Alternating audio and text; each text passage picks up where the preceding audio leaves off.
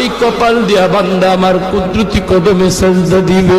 এই কপালটার এত দাম, এই কপাল কুন ফায়াকুন বললে হয় না, এই কপাল ফেরেশতাদের হাতে বানাইলেও হয় না, আমি আল্লাহ নিজের হাতে বানাইছি। আল্লাহ পাক কই আমি আল্লাহ দেখি জমিনে কেমন অন্যায় হয়, অত্যাচার কেমন জুলুম হয়, জমিনে কেমন। ওই কপাল দিয়া বান্দা আমার কুদরতি কদমে সাজদা দিবে।